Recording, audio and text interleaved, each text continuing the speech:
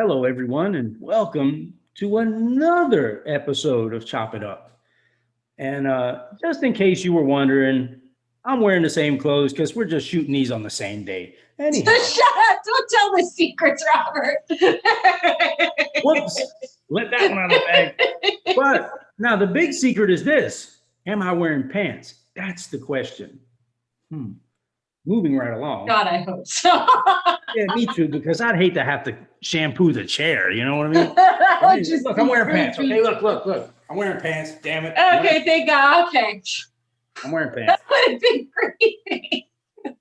Two secrets. Look at that. Two secrets. We are the secret sharing show. Anyway, listen to this. I know that people tend to tune out some people, when I talk about guys in prison, and some people tune out like the Charlie Brown adult, the teacher, wah, wah, wah, wah, wah, wah, wah, right? Listen, even when a person commits a crime, they are supposed to be treated to the letter of the law. And if it's backwards, I'll show it to you like that, right? And I have a real problem when people turn their back on law and justice for the sake of somebody being guilty of a crime. Okay. And it's like this, man. I believe that when a person embraces a system, they are supposed to embrace the system in its entirety, all of it. In sign language, all of it, right? I remember how you learned sign language. I'll never forget that story. Anyhow, right, go ahead. The totality of it all. That's right. When a system is broken, man, the system needs to be fixed, period. The system needs to be fixed. And I am going to tell you guys about a really good friend of mine. His name is Stephen Cobourn, and that's spelled C-O-B-O-U-R-N. And Steve is a really good friend of mine. We met, I arrived at Henry on January 21st of 1989. I probably met Steve like January 27th of that same year, because I had a fever, so they put me in the infirmary. They didn't let me out. It was a Wednesday. They didn't let me out until the following Monday, and that was when I got out on the rec yard and got to see people. And Steve's a real good friend of mine. And we were also housed together in the county jail in 17 and 18.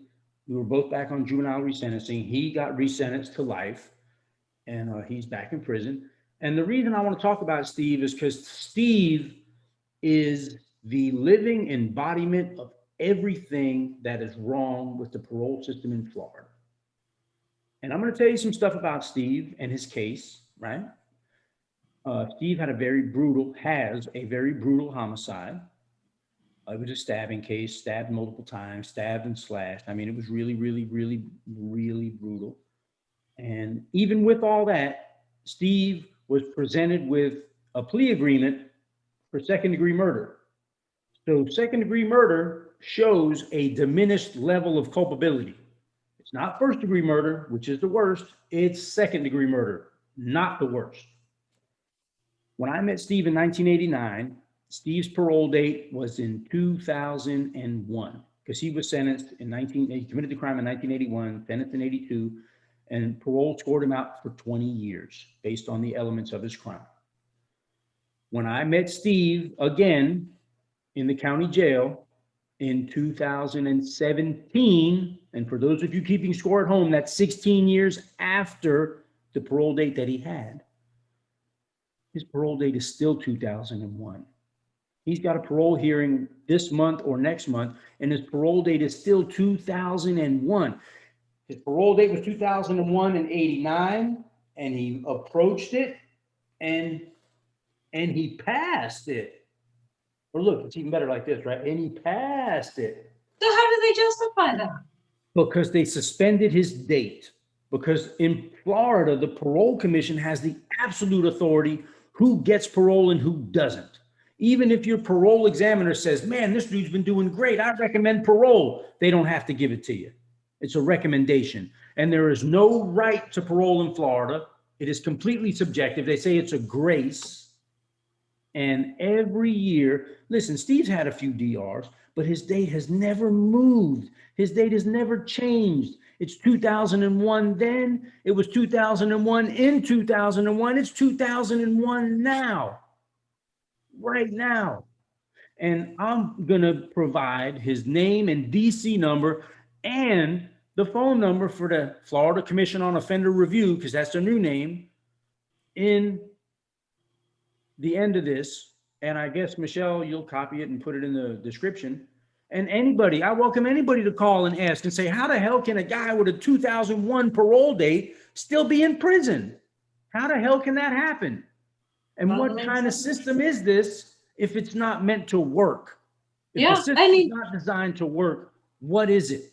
If they don't want it to be 2001, then you have to change the date. Like, you can't just leave it at 2001 and just be like, I mean, I guess you can, but that doesn't really make much sense. It's not logical. Listen, and Steve is nowhere near a singularity. There's other guys whose parole dates were suspended, you know? But what I'm getting at is, if the system isn't working, change the system or get rid of it.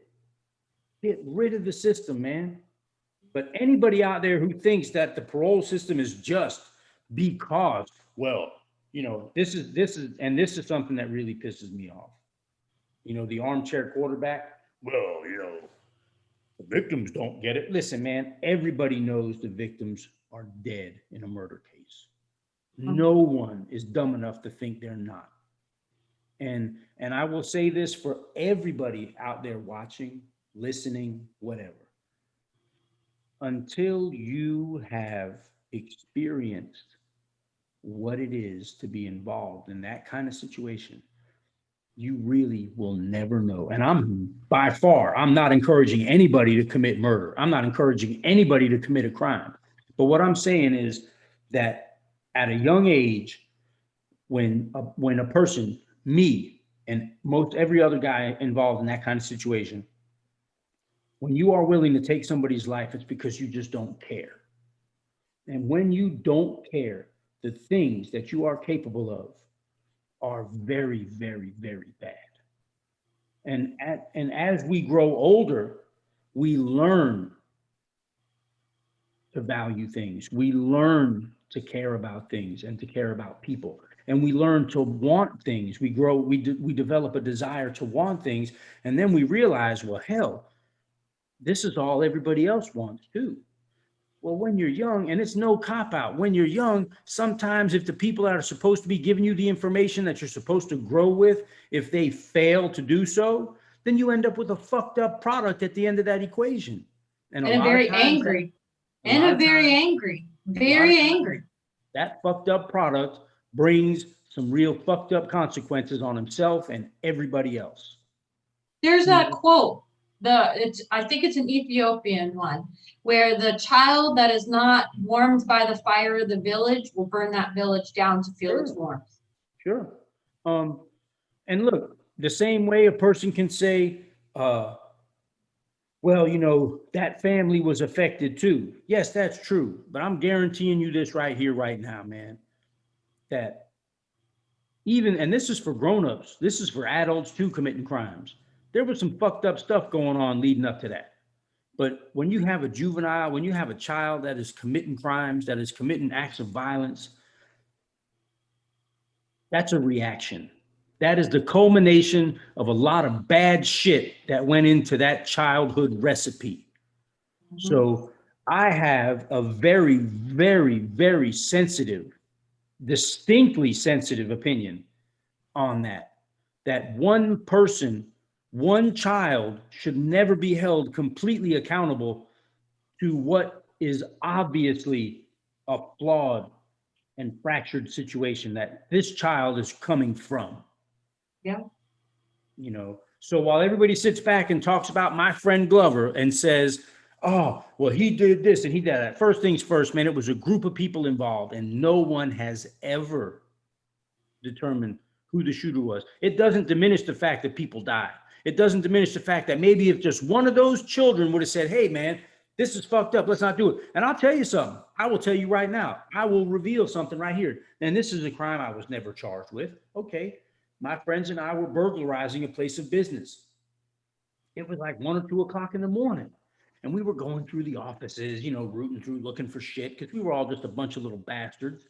And we got to a door that led to a hallway. And there was a cleaning lady there. And there were 4 teenage boys, nothing but fucking hormones. And one guy says, ooh, she's by herself, or maybe she's by herself. And the second guy said, oh man, we can fuck her.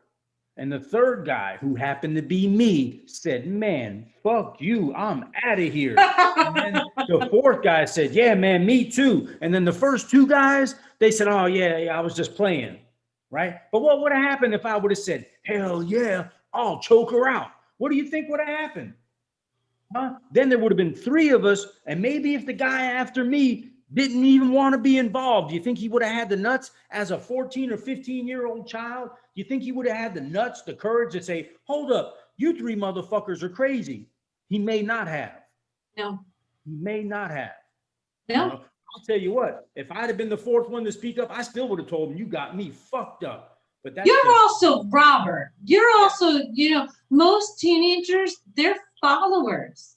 They really, that's why you have peer pressure. That's why you have all those other, they're followers. I was always convicted for being the ringleader. Yeah, they were always telling other kids, oh, Mr. So-and-so, it's not your son, it's that LaFleur kid he hangs out with. He's just bad news. Yeah, the life expectancy on my teenage friendships lasted just about long enough for the parents to find out. And then it was over, baby. Yeah. But they were right. I mean, listen, in retrospect, I'll say they probably saved their sons from being my co-defendants. So there you go. Yeah. And it's, you know, and that's a big thing about adolescents and their brains. And then you're also talking about as well, where you have adolescents that are incarcerated and they were under the direction of adults. Sure. Listen to this. There's a reverse. I know a guy, a friend of mine. I don't know if he wants me to say his name, so I won't. He was going on a robbery with a juvenile, did not know the juvenile had a gun. He was grown. He was 19. The juvenile pulled out the gun. 19's not grown. Right. It is in the eyes of the law, but honestly, 19-year-olds are still dumb as dirt. The juvenile pulls out a gun and blasts somebody. The juvenile got 20-something years. My friend got a natural life sentence. Didn't even know the guy had a gun. Didn't even know he had a gun. So the guy pulling the trigger was less culpable than the guy who wasn't, which is insane.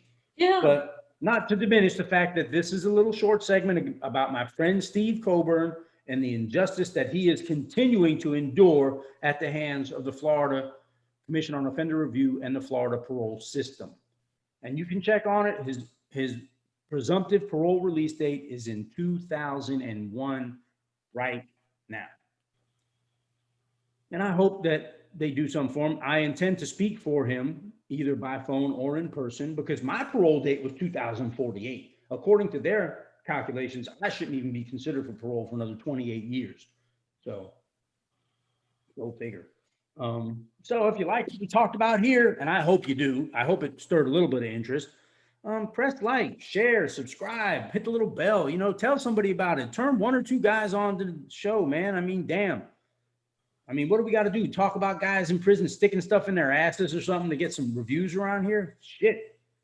See you around.